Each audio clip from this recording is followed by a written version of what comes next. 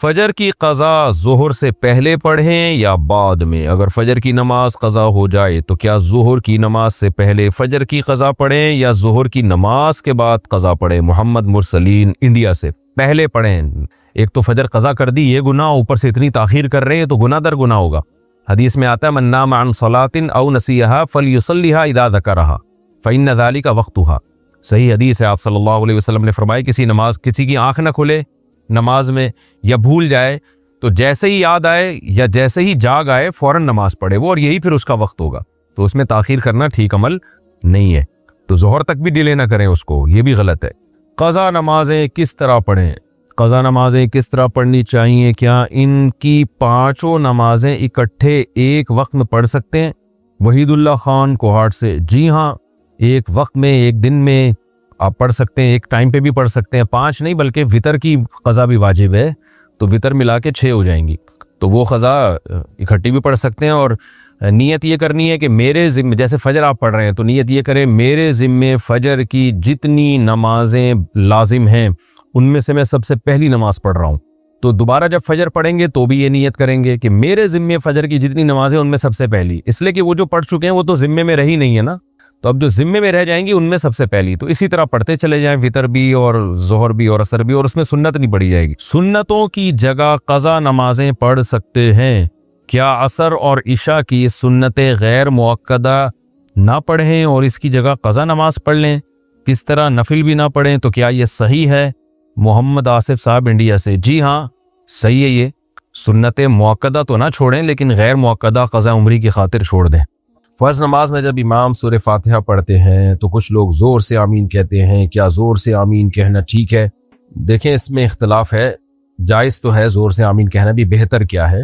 امام شافعی رحمہ اللہ تعالیٰ کے نزدیک زور سے آمین بہتر ہے، اور ان کی دلیل ہے مد بہا صوتا، نبی صلی اللہ علیہ وسلم نے آمین کہی اور اپنی آواز کو اونچا کیا، تو جبکہ امام ابو حنیفہ رحمہ اللہ تعالیٰ کے نزدیک آمین آہستہ افضل ہے، اس کی وجہ آمین ایک دعا ہے، اور قرآن میں آتا ہے ادعوا ربکم تضرعا وخفیا، اپنے رب کو چپکے سے پکارو، تو دعا میں جہر یہ بہتر نہیں ہے، دعا میں جو ہے سر یعنی آہستہ پڑھنا بہتر ہے۔ تو امام حنیفہ رحمہ اللہ تعالیٰ کا اصول ہے کہ وہ قرآن کو اصل قرار دیتے ہیں اور پھر حدیث میں تعویل کرتے ہیں، تو یہ جو حدیث میں آتا ہے کہ آپ نے اپنی آواز کو اونچا کیا تو یہ تعلیم ناس کے لیے، ایسا ہمیں ملتا ہے نبی صلی اللہ علیہ وسلم بعض دفعہ کوئی بھی کام جو سرن ہوتا تھا جہرن کر دیا کرتے تھے تاکہ پیچھے مقتدیوں کو پتہ چلے، یہی وجہ ہے کہ ظہر میں بھی آپ نے جہرن قرات کی ہے، حالانکہ ظہر میں تو جہرن قرات نہیں ہوتی لیکن چند آیتیں آپ نے جہرن پڑھی ہیں تاکہ مقتدیوں کو پتہ چلے کہ بھئی میں کیا پڑھ رہا ہوں، تاکہ لوگ سیکھیں۔ تو یعنی یہی کہا جاتا، یعنی امام حنیفہ رحمہ اللہ تعالیٰ کی دلیل یہی ہے کہ اگر آپ صلی اللہ علیہ وسلم نے کبھی آہستہ یعنی زور سے آمین کہہ دی ہے تو اس سے اس کا سنت ہونا ثابت نہیں ہوتا، بلکہ وہ تعلیم کے لیے، تاکہ پتہ چلے کہ میں نے اس موقع پہ آمین کہی ہے۔ باقی یہ کہ اختلافی مسئلہ ہے، ان چھوٹے چھوٹے مسائل میں اتنا لڑنا نہیں چاہیے۔ بہرحال ہمارے نزدیک بہتر یہی ہے کہ آمین آہستہ آواز سے کی جائے، کوئی اگر زور سے کہے گا تو یہ بھی ناجائز نہیں ہے۔ کیا چاش کی نماز ظہر کی نماز میں پڑھ سکتے ہیں؟ چاش کا وقت ظہر کا وقت شروع ہوتے ہی ختم ہو جاتا ہے، تو وہ اگر آپ اس وقت میں پڑھتے ہیں تو ایک نارملی ایک عام نوافل کی طرح وہ نوافل ہوں گے، وہ ظہر کے وہ یعنی چاش کی نماز نہیں کہلائے گی پھر وہ۔ بنگلہ دیش سے کسی نے پوچھا ہے ہمارے گھر کچھ عورتیں آتی ہیں جو دوسروں کے گھر جا کر تبلیغ کرنے کا کہتی ہیں اور پیسے بھی مانگتی ہیں، جب میں منع کرتی ہوں تو غصہ کرتی ہیں، اس بارے میں کچھ وضاحت فرما دیں۔ یہ کیسی تبلیغ ہے بھئی؟ آتی ہیں پیسے بھی مانگتی ہیں، آپ منع کر دیں، ایسا نہ ہو کوئی گڑبڑ ہو رہی ہو تو ان کو سختی سے منع کریں، یہ کیا دھندا لگایا ہوا ہے؟ تو بنگلہ دیش میں تبلیغ والے کام کرتے ہیں تو وہ تو فری میں ہوتی ہیں ساری تبلیغ، اپنا خرچہ، اپنی جان، اپنا مال، اپنا وقت ہوتا ہے، تو یہ خاتون مجھے تھوڑا سا گڑبڑ لگ رہی ہیں یہ خواتین۔ عبد القدیر بلند شہر سے، کیا داڑھی رکھنے سے مردانہ قوت بڑھتی ہے؟ اگر میں کہہ دوں ہاں بڑھتی ہے تو عبد القدیر بھائی کیا آپ رکھ لیں گے داڑھی؟ اگر میں کہہ دوں داڑھی رکھنے سے مردانہ قوت بڑھتی ہے، آپ دیکھیں کل جو ہے آپ 1 کروڑ سے زیادہ نوجوان داڑھی رکھنے کا فیصلہ کر لیں گے۔ دیکھیں داڑھی رکھنے کا براہ راست تو مردانہ قوت سے کوئی تعلق نہیں ہے، کوئی ایسی ریسرچ نہیں ہے، لیکن مینٹلی آدمی اپنے آپ کو مرد سمجھنے لگتا ہے۔ ظاہر ہے داڑھی مردوں کا شعار ہے، نبی صلی اللہ علیہ وسلم نے حکم دیا اعفوا اللحیٰ وقصوا الشوارب، داڑھی بڑھاؤ اور مونچھیں گھٹاؤ. اور اسی طرح آپ صلی اللہ علیہ وسلم نے 10 چیزیں پیغمبروں کی فطرت قرار دی ہیں, ان میں داڑھی بڑھانا بھی ہے. تو پیغمبر وہی کام کرتے ہیں جو نیچر کے مطابق ہوتا ہے. تو جب پیغمبروں نے داڑیاں بڑھائی ہیں تو اس کا مطلب یہ مردوں کی فطرت ہے. عورت کے تو چہرے پہ بال نکل آئے تو اس کو کاٹنے کا حکم ہے اگر داڑھی کی جگہ, تو یہ تو مردوں کی فطرت ہے. آپ نر جانور دیکھیں, ان کے داڑیاں ہوتی ہیں, ان کے بڑے بال ہوتے ہیں چہرے پہ. تو جب آپ داڑھی رکھیں گے اور آپ کو مردانہ وجاہت محسوس ہوگی تو خود بخود آپ کی مردانہ قوت بھی بڑھے گی, کیونکہ مرد ہونے کا احساس یہی انسان کو مرد بناتا ہے. تو میں یہ نہیں کہہ رہا جن کی داڑیاں نہیں ہیں ان میں مردانہ قوت نہیں ہوتی, لیکن جو داڑھی والے ہوتے ہیں تو ان کو خود اپنی مردانگی کا احساس ان میں زیادہ ہوتا ہے. تو اس لیے جب یہ احساس زیادہ ہوگا تو مینٹلی آپ میں زیادہ ظاہر ہے ہر قوت زیادہ بڑھے گی آپ میں. جو مردوں کے جو بھی بہادری آئے گی اور بھی بہت ساری چیزیں, تو اس میں مردانہ قوت بھی آٹومیٹیکلی آپ کی مینٹلی بڑھے گی بہرحال. اور یہ زیادہ تر دماغ کا ہی کھیل ہے, آپ ڈاکٹروں سے پوچھیں. یہ زیادہ تر اب دیکھ لو نا کتنے لوگ ہیں جو ہائی اللہ ہوئی اللہ والے, جو ہی ہیں نہ شی ہیں, حالانکہ وہ فزیکلی مرد ہوتے ہیں لیکن خواتین کی مشابہت اختیار کر کے میک اپ کرتے ہیں اور وہی اسی جیسی خواتین جیسے ڈریس پہنتے ہیں, تو ان میں مردانہ قوت ختم ہو جاتی ہے, حالانکہ ان میں فزیکلی تو وہ مرد ہی ہوتے ہیں. تو وجہ کیا ہے بھائی, مینٹلی جب وہ اپنے آپ کو عورت سمجھنا شروع کر دیتے ہیں, خواتین جیسا لائف اسٹائل رکھتے ہیں, ہائی اللہ ہوئی اللہ کرتے ہیں, ہاتھوں کی بناوٹ اور یہ سب, تو ہوتے ہوتے وہ مینٹلی پھر نامرد ہو جاتے ہیں. تو اس سے پتہ چلتا ہے بھائی جتنا آپ ہی پنا جتنا زیادہ ہوگا آپ میں تو اتنے ہی زیادہ ہوں گے آپ. اچھا بھائی, شہزاد انڈیا سے اگر یہ معلوم ہو کہ ایک شخص کی کمائی صحیح نہیں ہے تو کیا اس سے قرض لے کر کاروبار شروع کر سکتے ہیں؟ نہیں کر سکتے. اگر اس کی آمدن ہی غلط ہے, ناجائز ہے ساری آمدنی, ہاں اگر آمدن مکس آ رہی ہے, ناجائز جائز مکس ہو رہا ہے اور برابر ہے یا جائز زیادہ ہے, تو پھر اس سے آپ قرضہ لے سکتے ہیں. یہ فرض کر لیں گے بھائی اس نے ہو سکتا ہے ہمیں حلال سے دیا ہو. توحید خان انڈیا سے اگر غیر مسلم کے گھر سے دعوت آئے تو کھا سکتے ہیں؟ کھا سکتے ہیں. فرقان انڈیا سے تعویذ باندھنا کیسا ہے اگر تعویذ کا مضمون یعنی تعویذ کے اندر جو مضمون ہے وہ ناجائز نہیں ہے, توحید پر مشتمل ہے, یا اللہ مدد لکھا ہوا ہے, بسم اللہ الرحمن الرحیم ہے, یا قرآن کی کوئی آیت یا کوئی حدیث, یا یعنی حدیث میں سے ثابت شدہ دعا یا کوئی بھی ایسے الفاظ جس میں اللہ سے مدد مانگی گئی ہو, تو اس کا استعمال جائز ہے. لیکن بہرحال یہ کمال توکل کے خلاف ہے. تعویذ گنڈے والے لوگوں کو میں نے کبھی نہیں دیکھا ان کے کام بنتے ہوئے. ایک کام بنتا ہے تو 10 بگڑتے ہیں, پھر وہ ساری زندگی تعویذ گنڈوں میں پلیتے انہی میں زندگیاں برباد ہو جاتی ہیں. تو اس لیے میرا معمول یہی ہے کہ میں کبھی بھی نہ تعویذ باندھتا ہوں نہ اپنے بچوں کو باندھنے دیتا ہوں. میں نے دیکھا ہے کہ آدمی اس میں اللہ پہ توکل کرے اور دعاؤں کو فوکس کرے تو جو یہ سنت کے زیادہ قریب ہے. انبیاء کرام نے مصیبتوں میں دعائیں مانگی ہیں, تعویذ نہیں باندھے. ہم اپنے نبی صلی اللہ علیہ وسلم کے عمل کو دیکھتے ہیں. یونس علیہ السلام مچھلی کے پیٹ میں گئے تو کوئی تعویذ تھوڑی, انہوں نے تو آپ کہہ سکتے ہیں وہاں ان کو تعویذ کہاں سے ملتا, تو پہلے سے ہی لے جاتے تعویذ کہ بھئی میں کشتی میں جا رہا ہوں کچھ بھی ہو سکتا ہے. نہ, جا کے دعا مانگی, لا الہ الا انت سبحانک انی کنت من الظالمین. زکریا علیہ السلام کے جب اولاد نہیں ہوئی, بوڑھے ہو گئے تھے, بال سفید ہو گئے, تو کوئی تعویذ نہیں باندھا بلکہ اللہ سے دعا مانگی, رب لا تذرنی فردا وانت خیر الوارثین, اے اللہ میں اکیلا ہوں, تو بہترین وارث ہے, یعنی مجھے نیک صالح اولاد دے. تو ہمیں انبیاء کا طرز عمل, یعقوب علیہ السلام کے بیٹے گم گئے, یوسف علیہ السلام, تو یہ نہیں کہ کوئی زائچے بنوائے, زائچے تو ویسے ہی ناجائز ہیں, کوئی تعویذ باندھا انہوں نے, بلکہ اللہ سے ساری زندگی دعائیں مانگی ہیں. تو دعاؤں سے کام بنتے ہیں, دعاؤں کو زیادہ فوکس کرنا چاہیے, بلکہ فوکس ہی دعاؤں کو کرنا چاہیے. اسباب اختیار کریں کامیابی کے اور دعاؤں کو فوکس کریں. تعویذ گنڈے والے جو ہے نا دعاؤں سے غافل ہوتے ہیں, یہ بھی بڑا وبال ہے. یاسر بلال راول پنڈی سے عقیقے کی دعوت پر رشتہ دار تحفے یا پیسے وغیرہ دیتے ہیں, کیا وہ تحفے یا پیسے لے لینے چاہیے؟ لے لینے چاہیے, فری پاکٹ میں آ رہے ہیں دے لیں. لیکن ان چیزوں میں آج کل ایک رسم بن جاتی ہے نا, تو لوگ اس کو ضروری سمجھنا شروع کر دیتے ہیں. ایسا اگر کسی علاقے میں ہے تو پھر پہلے سے اعلان کر دینا چاہیے, جب بھی آپ کارڈ بنوائیں یا دعوت دیں, بھائی یہ سب فری پاکٹ کا ہے. پاکٹ نہ کہیں آپ ان کو, خالی فری کا ہے.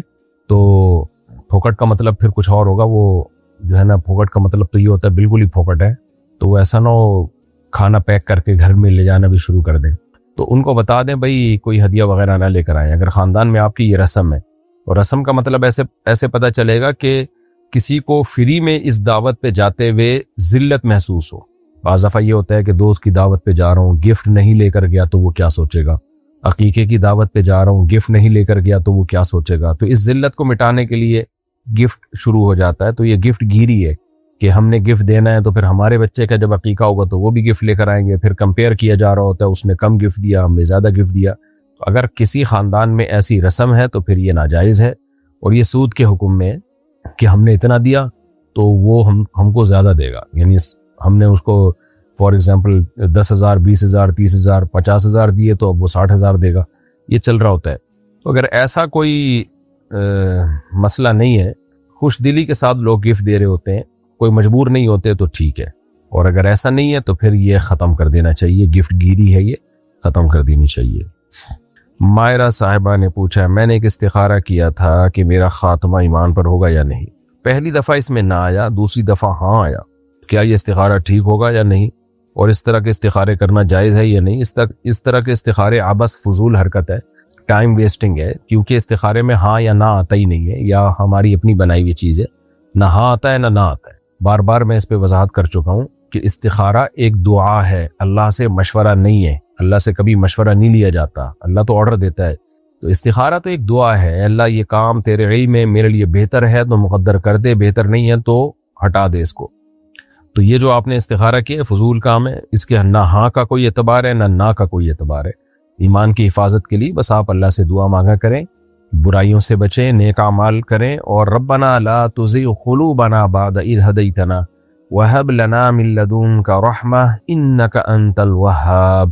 یہ دعا کثرت سے پڑھا کریں آپ کہ اللہ میرا، اس کا حاصل یہی ہے اس دعا کا کہ اللہ میرا خاتمہ ایمان پہ اور اعمال صالحہ پہ کرنا.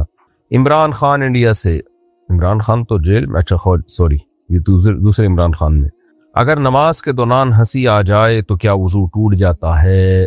میں پہلی دفعہ تو ڈر گیا تھا. عمران خان انڈیا پہنچا دیا گیا عمران خان. خیر، اگر نماز کے دوران ہنسی آ جائے تو کیا وضو ٹوٹ جاتا ہے؟ جی ہاں، احناف کے نزدیک جب نماز میں قہقہ لگا کے ہنسی آ جائے تو وضو ٹوٹ جاتا ہے.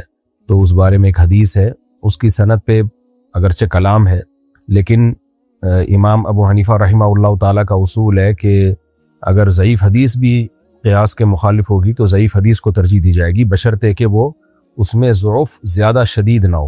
اور عین ممکن ہے امام ابو حنیفہ تک جس سند سے یہ حدیث پہنچی ہو وہ سند ٹھیک بھی ہو. یہ اس کا بھی بہت امکان ہوتا ہے کہ ہم تک جس سند سے پہنچی وہ سند ٹھیک نہ ہو، مجتہد تک جس سند سے پہنچی وہ سند ٹھیک ہو.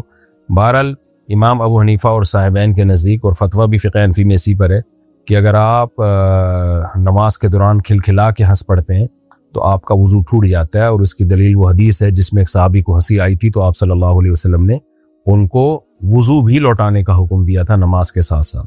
سہیب صاحب کراچی سے، ارحم نام رکھنا کیسا ہے؟ ٹھیک ہے، جائز ہے جی. صابر علی انڈیا سے، میرے والد نے کہا ہے کہ میرے مرنے کے بعد اپنے انکل کو میری قبر پہ مٹی ڈالنے دینا، تو کیا مجھے ان کو مٹی ڈالنے دینے سے منع کرنا ہوگا؟ اچھا، مٹی مت ڈالنے دینا، یہ اس طرح کی وصیتیں شرعاً اس کو پورا کرنا لازم نہیں ہوتا. تو اگر آپ کے یعنی انکل کو کہا ہے اور انہوں نے واقعی آپ کے والد کو بہت زیادہ ظلم کیا، بہت ستایا، تو آپ ان کو کہہ دیے گا کہ بھئی میرے والد نے منع کیا تھا، تاکہ انکل کو تھوڑی تنبیہ ہو. لیکن انکل پہ لازم نہیں ہے کہ وہ آپ کی بات مانے، کیونکہ کوئی بھی قبر پہ مٹی ڈال سکتا ہے، تو کسی دوسرے کو اس کو روکنے کا حق نہیں ہے. تو میرا خیال ہے قبر پہ پھڈے بازی ہوگی بلا وجہ کی. تو بس والد صاحب نے کہہ دیا انکل کو، اگر واقعی انکل بہت بڑے ظالم ہیں، چھوٹی موٹی کوتاہیاں ہر جگہ ہوتی ہیں، تو اس کو تو اگنور کر دینا چاہیے. والد نے اگر کہا بھی ہو تو بھی اگنور کر دیں.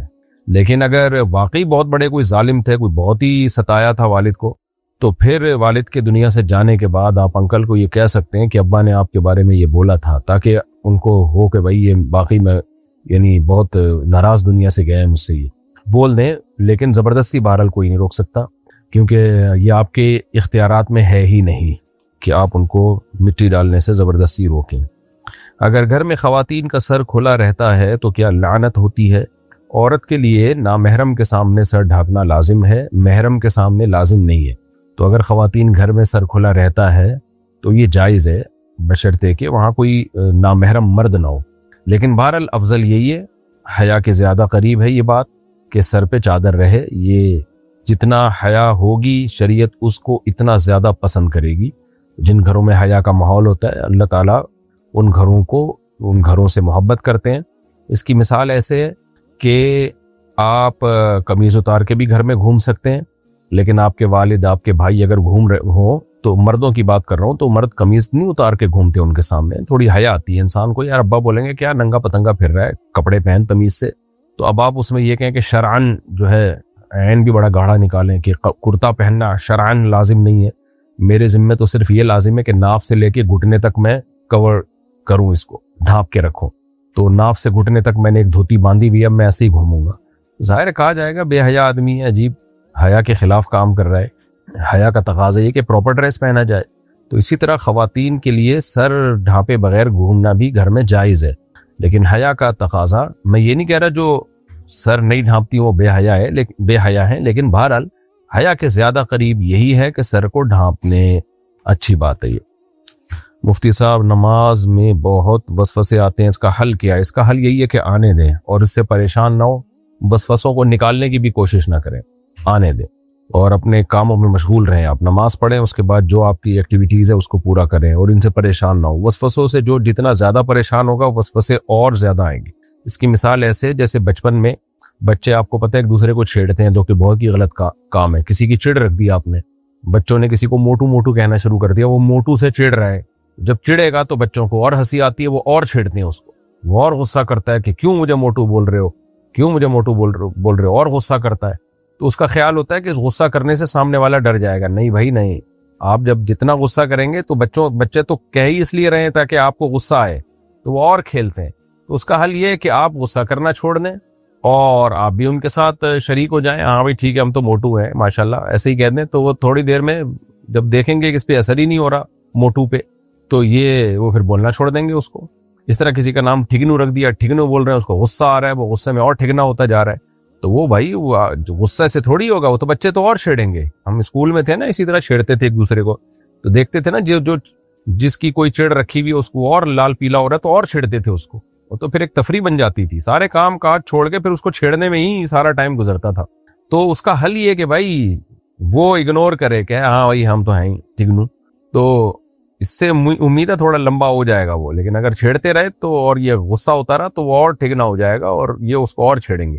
تو شیطان وسوسے دل میں ڈالتا ہے، آپ وسوسے سے پریشان ہو گئے تو شیطان اور ڈالے گا، پریشان نہیں ہوگے بولے آنے دے بھائی، آنے دو، اس سے کچھ نہیں ہوتا، نہ اس سے انسان کافر ہوتا ہے، نہ اس سے گناہ ملتا ہے، چاہے کتنے گندے وسوسے آ رہے ہوں، چاہے کتنے برے وسوسے آ رہے ہوں، معاذ اللہ نقل کفر اسلام کے بارے میں الٹے الٹے خیالات آ رہے ہوں، اس سے بھی کچھ نہیں ہوتا، کوئی گناہ نہیں ہے، حدیث سے یہ بات ثابت ہے، کچھ بھی نہیں ہوتا۔ تو خود بخود انسان کافر نہیں ہو جاتا، بیٹھے بیٹھے منہ سے بولنا پڑتا ہے اور اس کے تقاضوں پر عمل کرنا پڑتا ہے، تب جا کے ہوتا ہے، ایسے نہیں، ایسے طلاق کے وسوسے بیٹھے بیٹھے لوگوں کو آنا شروع ہو جاتے ہیں، تو آنے دو، تو ٹینشن لوگے تو یہ وسوسے اور آئیں گے، کم نہیں ہوں گے یہ۔ اور اعوذ باللہ من الشیطان الرجیم بھی پڑھ لیا کرے، لا حول ولا قوت الا باللہ بھی پڑھ لیا کریں، بس ایک دو دفعہ پڑھ لیا کریں، یہ نہیں کہ اب اسی کو پڑھتے رہیں بیٹھ کے۔ وسوسے کے مریض ایسا کرتے ہیں، کوئی دعا بتا دو اسی کو پڑھتا رہے گا، ہر وقت مسلط کر لے گا اپنے اوپر، تو بھائی وہ تو آپ نے مسلط کر لیا نا اپنے اوپر، مسلط کرنے سے تو اور آئیں گے وسوسے۔ بارش کی وجہ سے قبر بیٹھ جائے تو کیا مٹی سے برابر کر سکتے ہیں؟ جی کر سکتے ہیں، اگر تازہ قبر ہے، بہت پرانی قبر ہو جائے، 10 سال تقریباً گزر جائیں، تو 10 سال میں کراچی میں عام طور پر جو زمین ہے جس طرح کی، میت بالکل ختم ہو جاتی ہے، تو اس میں پھر دوسرا مردہ بھی دفنانا جائز ہے اگر ضرورت ہو تو، لیکن اگر کوئی جو ہے وہ اس میں مٹی کو نہ بھی ٹھیک کرے تو بھی ٹھیک ہے، لیکن ٹھیک کر دے تو بھی ٹھیک ہے، تو کوئی حرج نہیں ہے اس میں۔ اچھا بھائی، وضو کرنے کا صحیح طریقہ کیا ہے؟ تسہیل بہشتی زیور ایک کتاب ہے، خرید کے رکھ لیں۔ تو اب وضو کرنے کا طریقہ میں پورا بتاؤں گا تو ٹائم لگ جائے گا۔ بسم اللہ الرحمن الرحیم پڑھا آپ نے، ہاتھ دھوئے، 3 دفعہ آپ نے کلی کی، غرارہ بھی کیا، اگر روزہ ہو تو غرارہ نہ کریں، 3 دفعہ ناک میں پانی ڈالا، اور اگر لوٹے وغیرہ سے وضو کر رہے ہیں تو ایسے چلو میں پانی لیا اور ایسے کر کے 3 دفعہ منہ دھو لیا، نلکے سے ہے تو ایسے کر کے دھو لیا 3 دفعہ منہ۔ داڑھی کا، میری تو چھوٹی داڑھی ہے، میں پوری داڑھی بھگو لیتا ہوں، اگر گھنی داڑھی ہے تو بس داڑھی کا ایسے کر کے خلال کر لیں، اور پھر اس کے بعد ہاتھ سے یہاں شروع کریں، کونی تک ہاتھ دھوئیں، یوں کر کے نہیں دھونا چاہیے، ہاتھ یوں کر کے دھونا چاہیے، کیونکہ قرآن میں فاغسلوا وجوہکم وایدیکم الی المرافق، ید کو مرفق تک پہنچانا ہے، یعنی قرآن سے اشارہ ملتا ہے کہ یہاں سے شروع کرنا ہے دھوتے ہوئے اور یہاں لے کے جانا ہے۔ لوگ یوں کر کے الٹا دھو رہے ہوتے ہیں، وہ تو جاتا ہے وضو، تو یوں کر کے دھوئیں، تو ایسے بہتر ہے 3 دفعہ چلو لیں پانی میں، 3 دفعہ ایسے ہاتھ کو اچھی طرح مس لیں. لوگ پانی بہت استعمال کر رہے ہوتے ہیں, ہاتھ نہیں مسل رہے ہوتے, اس سے پانی ضائع ہوتا ہے. تو ایسے نلکا کھولا, یوں کھولا اور نلکا بند کیا اور دونوں ہاتھ ملا کے یوں کیا, یا ایک ہاتھ سے بھی یوں کریں, یوں ایسے. نہیں تو نلکے سے ایسے بھی کر لیں, ایک ہی دفعہ میں اچھی طرح دھل جاتا ہے. اور پھر لیفٹ ہاتھ دھویا, یہاں سے پانی ہوتا ہوا جائے گا, ادھر کو آئے گا, اس طرح اچھی طرح ہو گیا. اب سر کا مسا کیا, سر کے مسے میں جو یہ چل رہا ہوتا ہے, لوگوں سے انگلیاں بھی نہیں ڈر رہی ہوتی, یوں کر کے کر رہے ہوتے ہیں, ایسا کچھ بھی نہیں ہے. بس پانی آپ نے گیلا پانی جو ہے ایسے لے گئے, پورا سر پگڑی میں نہیں, ایسے پورے سر پہ لے گئے. اور پھر دونوں روایتیں, بعض روایت میں آنا لانا بھی ہے, بعض میں صرف ایک دفعہ بھی ہے, دونوں طرح ٹھیک ہے. تو ایسے لے کے مسا کر لیا. راجے ہمارے نزدیک یہی ہے کہ بس ایک دفعہ اس طرح سے مسا کر لیا جائے, پیچھے لے گئے آپ, اور پھر اس کے بعد انگلیوں کا یہ اور کانوں کھلوں ایسے مسا کر لی, سر کا مسا ہو گیا. پھر پاؤں میں بھی انگلیوں سے ایڑی کی طرف دھونا ہے, یعنی پانی جو ہوگا انگلیوں سے جائے گا ایڑی کی طرف, اور چھوٹی الٹے ہاتھ کی چھوٹی انگلی سے انگلیوں کا خلال بھی کر لیں. تو یہ ہو گیا جی آپ کا وضو. قبلے کے رخ میں شک ہو جائے تو کیا کرنا چاہیے؟ مسجد صحیح رخ پر نہیں بنی ہوئی, کیا اب صفیں گھما سکتے ہیں؟ اور مسجد کے قبلے کے صحیح رخ میں 2 صفوں کا فرق آتا ہے. 2 صفوں کا فرق آتا ہے, کیا مطلب؟ بھائی قبلے میں شک ہو جائے تو چیک کروائیں ماہرین فلکیات سے. جامع رشید کا بھی ماہرین فلکیات کا شعبہ ہے, ان سے رابطہ کریں آپ. یہ تو آج کل بہت آرام سے پتہ چل جاتا ہے, کوئی اس میں راکٹ سائنس نہیں ہے, تو اس کو فوراً ٹھیک کروائیں. اور اگر وہ قبلے سے بالکل ہی 45 ڈگری سے بھی زیادہ ادھر کو منہ ہو, یا 45 ڈگری سے بھی زیادہ ادھر کو ہوگا, تو کسی کی نماز نہیں ہوگی پھر, تو اس لیے اس کو چینج کروائیں. کیا عدت کے بعد کسی اور مرد سے نکاح کر سکتے ہیں؟ اپنے شوہر سے 5 یا 10 سال بعد کبھی بھی نکاح کر سکتے ہیں. عدت کے بعد جس سے چاہیں نکاح کریں بھائی. اور اپنے شوہر سے نکاح اگر اس نے 3 طلاقیں دی تھیں پھر تو نہیں کر سکتے, اور اگر 1 طلاق دی تھی تو جب چاہیں پھر تو عدت گزرنا بھی ضروری نہیں ہے, بلکہ عدت کے دوران بھی پرانے والے شوہر سے آپ شادی کر سکتے ہیں. 10 سال بعد بھی, 20 سال بعد بھی, اور 30 سال بعد بھی اگر وہ بچ جائے تو اس سے کر لیں شادی. اچھا بھائی, میرا ایک جگہ رشتہ ہوا ہے لیکن میں نے استخارہ کروایا ہے, تو انہوں نے مجھے دعا پڑھنے کو بولی ہے, اللہم انا الیہ و انا الیہ راجعون. انا للہ تو سنا تھا یہ, آج انا الیہ و انا للہ ہوگا میرا خیال. اس کا کیا مطلب ہے؟ کیا یہ رشتہ صحیح نہیں ہے؟ لیکن استخارہ کروانے سے رشتے کا نہیں پتہ چلتا کہ ٹھیک ہے کہ غلط ہے. استخارہ تو دعا ہے. باقی یہ کہ جہاں رشتہ ہوا ہے استخارہ تو ویسے ہی کر لینا چاہیے, باقی کرنا وہی چاہیے جو آپ کے ذہن میں آ رہا ہے. اگر وہ اچھا رشتہ ہے تو ہاں کر دیں, اچھا نہیں ہے تو نہ کر دیں, اور مشورہ بھی لیں لوگوں سے اس کے بارے میں. باقی یہ جو دعا انا اللہم انا الیہ و انا الیہ راجعون, اس کا کیا مطلب ہے؟ اے اللہ ہم اسی کے لیے, اسی کی طرف ہیں اور اسی کی طرف لوٹیں گے, یہ تو کوئی دعا نہ بنی نا. اللہم انا للہ و انا الیہ راجعون تو ہے, انا للہ و انا الیہ راجعون, لیکن یہ رشتے کے موقع پہ نہیں ہے. یہ جب شوہر کا انتقال ہو جائے نا رشتے کے بعد تو پڑھیے گا یہ دعا انا للہ و انا الیہ راجعون. تو ابھی تو میرا خیال ہے رشتہ ہونے دیں آپ. یہ دعا کسی غم کے موقع پہ پڑھی جاتی ہے, یہ شادی بیاہ کے موقع پہ نہیں پڑھی جاتی. تو یہ رشتہ صحیح نہیں ہے, اس کا مجھے نہیں پتا یہ رشتہ صحیح نہیں ہے کہ نہیں ہے. اور یہ استخارے سے کبھی بھی نہیں پتہ چلتا, خوب سمجھ لیں. جو استخارہ نکال کے بتائے نا کہ یہ رشتہ صحیح ہے یا نہیں ہے تو جھوٹ بول رہا ہے وہ, یا تو اس کو بیچارے کو دماغ میں کوئی لگ گیا, کچھ الٹا سیدھا ہو گیا اس کے ساتھ. استخارے سے کبھی نہیں پتہ چلتا کہ رشتہ ٹھیک ہے کہ غلط ہے. اگر شوہر اپنی بیوی سے ناراض ہو جائے تو فرشتے پوری رات اس عورت پر لعنت بھیجتے ہیں, اور اگر شوہر اپنی بیوی کو وقت نہیں دیتا, اس کے ساتھ اچھا سلوک نہیں کرتا, اس سے بات بھی نہیں کرتا, بیوی ناراض ہو جائے تو اسے منانے کی کوشش بھی نہیں کرتا, اس صورت میں مرد کا کیا حکم ہے؟ نبی صلی اللہ علیہ وسلم نے فرمایا خیارکم خیارکم لأہلہ, تم میں سب سے بہتر وہ ہے جو اپنے گھر والوں کے ساتھ یعنی بیوی کے ساتھ بچوں کے ساتھ اچھا ہے. تو بعض مرد باہر بہت اچھے اخلاق کے ہوتے ہیں, ہنسی مذاق ہو ہا ہا اور خوب لائف کو انجوائے کر رہے ہوتے ہیں, بیوی کے ساتھ ان کا رویہ ٹھیک نہیں ہوتا. تو آپ صلی اللہ علیہ وسلم نے فرمایا اولئک لیسوا بخیارکم, یہ تم میں اچھے لوگ نہیں ہیں. تو اچھائی کا پتہ انسان کے گھر سے ہی چلتا ہے کہ آپ اپنے بیوی بچوں کے ساتھ کیسے ہیں. اور نبی صلی اللہ علیہ وسلم نے حجۃ الوداع کے موقع پر خطبہ دیا, استوصوا بالنساء خیرا. حجۃ الوداع کے موقع پر جو آپ نے احکام دیے نا بہت امپورٹنٹ احکام تھے, کیونکہ آپ کو معلوم تھا کہ اب میری زندگی کا آخری وقت شروع ہو چکا ہے اور اتنا کراؤڈ بھی اب دوبارہ اکٹھا نہیں ہوگا. تو اس لیے آپ صلی اللہ علیہ وسلم نے اس وقت بہت شاندار جاندار خطبہ دیا اور انسانیت کے حقوق بیان کی. اس میں آپ نے خواتین کے بارے میں خاص وصیت کی, اور وصیت کے لفظ استعمال کیے. وصیت کہتے ہیں بہت اہم حکم کو, دنیا سے جاتے ہوئے جب کوئی کسی کو آرڈر دے رہا ہوتا ہے نا اس کو وصیت کہا جاتا ہے. تو آپ نے فرمایا خواتین کے ساتھ یعنی گھر والوں کے ساتھ, جو اس میں ظاہر ہے وہ عورتیں داخل ہیں جو آپ کے گھر میں آپ کے محرم ہیں, تو کہ ان سے اچھا سلوک کرو، اس بارے میں میری وصیت کو قبول کرو۔ تو یہ بری بات ہے اگر شوہر جو ہے گھر میں بیوی کو وقت نہیں دیتا اور بدسلوکی کرتا ہے اس کے ساتھ۔ عمر فاروق عمان سے، میرے سالے کی پاکستان میں شادی تھی۔ تیرا سالہ رہتا کا تھا؟ اچھا آپ عمان میں رہتے ہیں، آپ کا سالہ پاکستان، ویری گڈ۔ میرے سالے کی، گڈ اس لیے کہہ رہا ہوں کہ آپ عمان میں، وہ پاکستان۔ میرے سالے کی پاکستان میں شادی تھی اور اس کے گھر والے چاہتے تھے کہ میں اپنی بیوی کو پاکستان بھیج دوں۔ آپ کے سالے کی پاکستان میں شادی تھی اور اس کے گھر والے چاہتے تھے کہ میں، یعنی آپ، اچھا سوری، عمر فاروق صاحب عمان میں رہتے ہیں، آپ اپنی بیوی کو پاکستان بھیج دیں، لیکن میں اور میری بیوی اس بات پر راضی نہیں تھے اور میرے پاس اتنے پیسے بھی نہیں تھے۔ پھر میرے سسرال والوں نے کہا ٹکٹ کے پیسے ہم دیں گے، لیکن میں تب بھی راضی نہیں تھا کیونکہ میری بیوی کے بغیر گزارا نہیں ہوتا۔ سبحان اللہ، صلو علی الحبیب۔ تو اب میرے رشتہ دار مجھے برا بھلا کہتے ہیں، تو اس صورت میں مجھے کیا کرنا چاہیے؟ بھائی کی شادی تھی، کبھی کبھار آتے ہیں زندگی میں یہ موقع، اگر کوئی اس میں ناجائز کام نہیں ہو رہے تھے، ڈانس ماس اور مس گیدرنگ کے نام پہ جو بےہودگی شادیوں میں ہوتی ہے، اگر ایسا کچھ نہیں ہو رہا تھا تو آپ کی وائف کے بھائی کی شادی تھی، اور کون سا اس نے 4 شادیاں کرنی ہے کہ دوبارہ بھی شادی ہوگی؟ ایک ہی دفعہ آج کل لوگ شادی کر رہے ہوتے ہیں، تو آپ کو چاہیے تھا تھوڑا صبر کر کے بھیج دیتے بیوی کو یار، تو کہیں بھاگی تھوڑی جا رہی تھی؟ نہیں ہوتا آپ سے صبر تو 2 دن کے لیے بھیج دیتے، اور ٹکٹ بھی فری میں مل رہا تھا آپ کو، یعنی سسرال والے آپ کے بھیج رہے تھے ٹکٹ بھی، تو بھیج دیتے جس دن رخصتی تھی اور ولیمے میں شرکت کر کے آ جاتی 2 دن کے بعد۔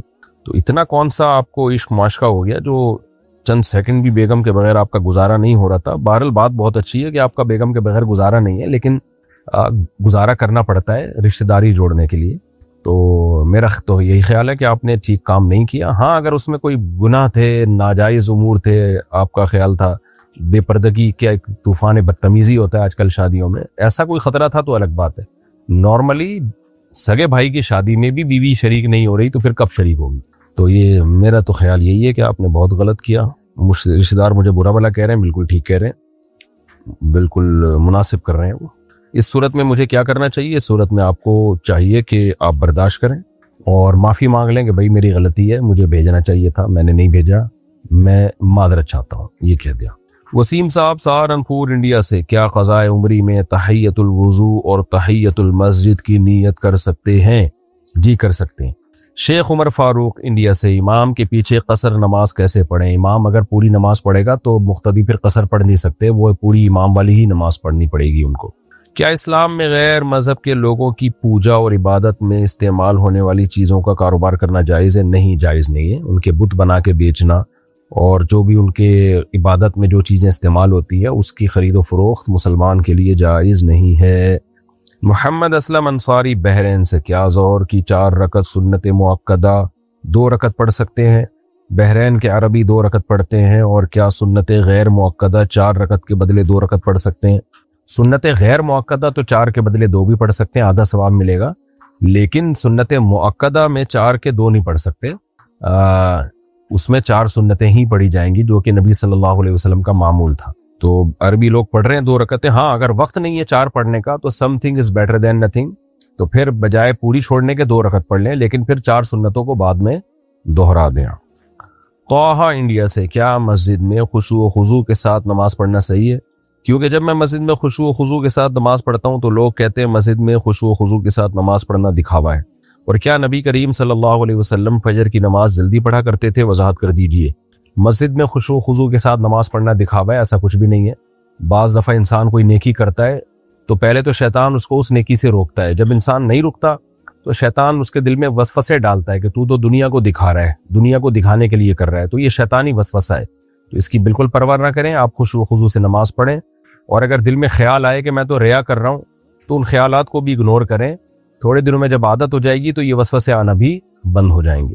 باقی یہ کہ نبی صلی اللہ علیہ وسلم فجر کی نماز جلدی پڑھا کرتے تھے، دونوں طرح کی حدیثیں، اسفروا بالصبح فإنه أعظم للأجر، شرح معانی الآثار میں حدیث ہے، اور ترمذی میں بھی ہے غالباً کہ فجر کو روشن کر کے پڑھو، اس میں اجر زیادہ ہے، لیکن دوسری طرف حدیث میں یہ بھی آتا ہے کہ نبی صلی اللہ علیہ وسلم غلس میں یعنی اندھیرے میں فجر کی نماز پڑھا کرتے تھے، اور کننا متلفعات بمروطہن، صحابیات کہتی ہم نماز میں شریک ہوتے تھے، چادروں سے ہم لپٹی بھی ہوتی تھی، لا یعرفن من الغلس، اتنا اندھیرا ہوتا تھا کہ کوئی ہمیں پہچانتا نہیں تھا، تو یہ بھی ثابت ہے۔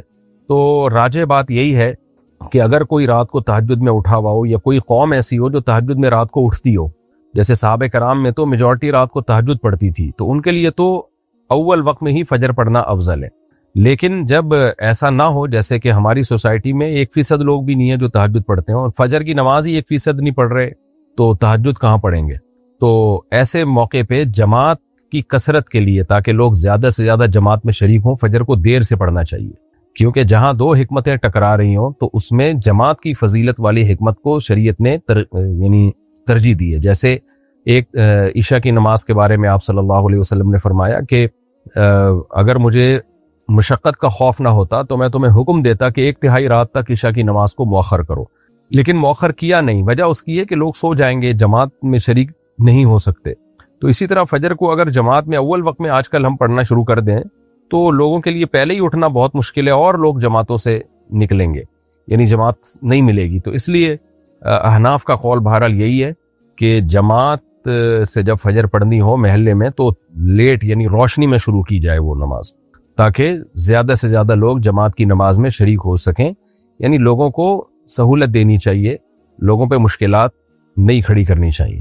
البتہ رمضان میں چونکہ سب اٹھے ہوئے ہی ہوتے ہیں، اس لیے پھر اول وقت میں پڑھنے کا کہا جاتا ہے کہ اب دیر سے پڑھنے میں کوئی حکمت نہیں ہے، کوئی فائدہ نہیں ہے، کوئی مصلحت نہیں ہے، بلکہ اور لوگوں کو حرج اور لوگ تنگی میں مبتلا ہوں گے۔ تو ایسی کنڈیشن میں پھر فجر کو اول وقت میں پڑھا جائے گا، لیکن نارملی جب جماعت مسجد میں قائم کی جائے تو فجر کو تاخیر سے پڑھنا چاہیے، لیکن اتنی تاخیر نہ ہو کہ سورج نکل جائے، اتنی تاخیر ہو کہ جب جماعت کی نماز ختم ہو تو اتنا ٹائم باقی ہو کہ اگر کسی کی کسی وجہ سے نماز نہیں ہوئی ہے تو وہ وضو کر کے نماز کو لوٹا سکے۔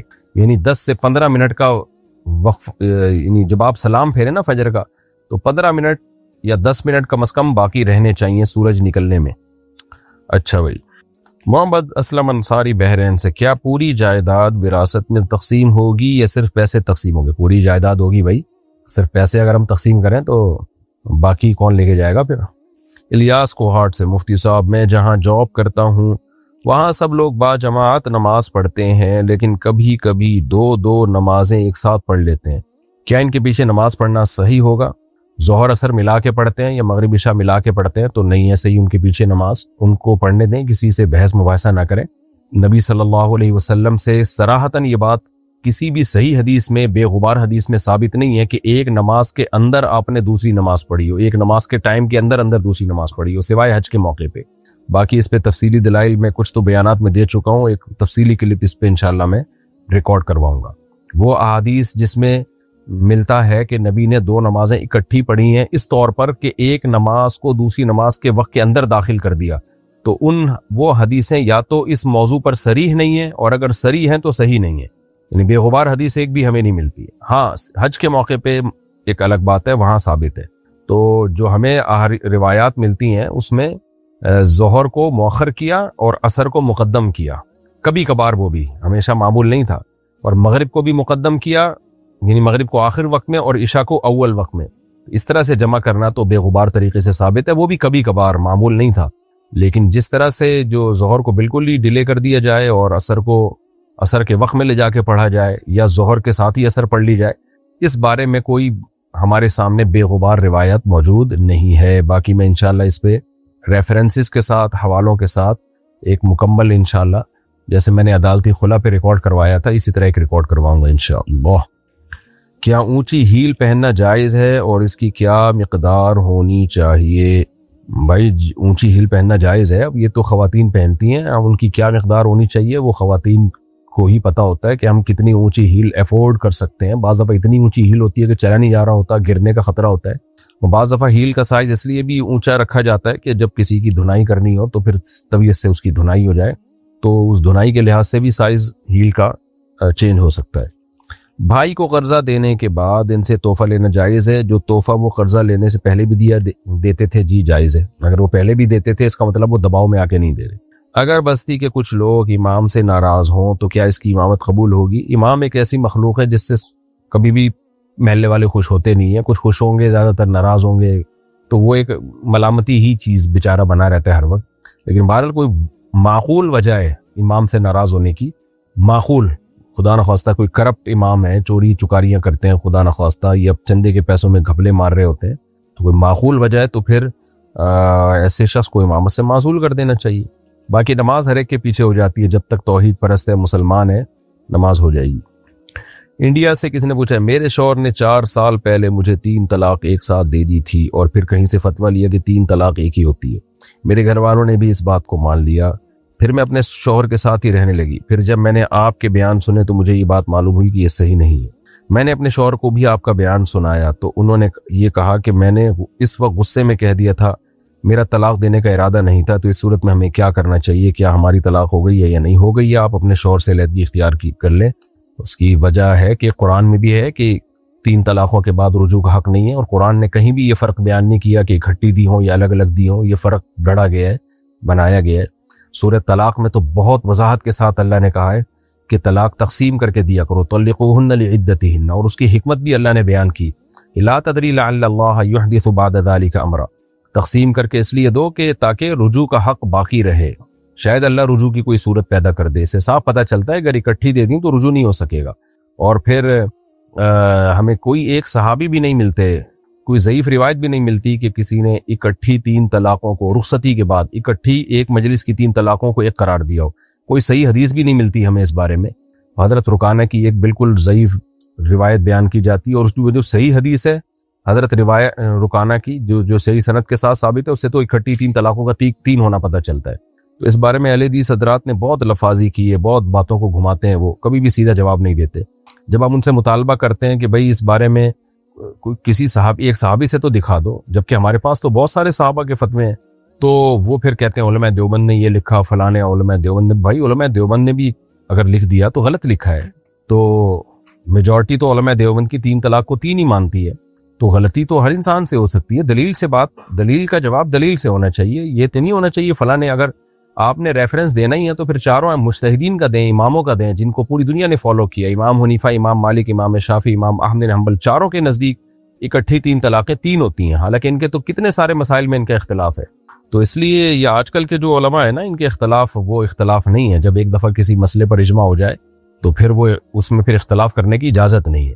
تو ابن تیمیہ رحمہ اللہ نے یہ مسئلہ اٹھایا تھا 7ویں صدی میں. اس سے پہلے تو لوگ 3 کو 3 ہی کہتے تھے. علامہ طحاوی نے اگرچہ لکھا ہے کہ بعض لوگ اس طرف گئے ہیں کہ 3 ایک ہوتی ہیں، لیکن آخر میں یہ ثابت کیا ہے کہ اس پر اجماع ہے کہ اکٹھی 3 طلاقیں 3 ہی ہوتی ہیں.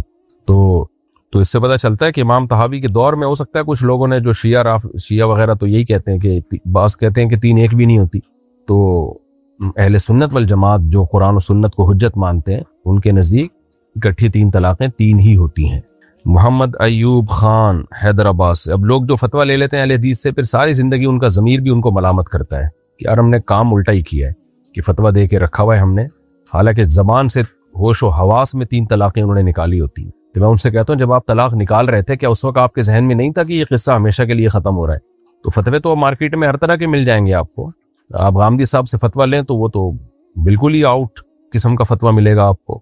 تو ہر طرح کے فتوے مارکیٹ میں اویلیبل ہیں. کیا رجسٹری قبضے کے حکم میں مانی جائے گی یا نہیں؟ نہیں.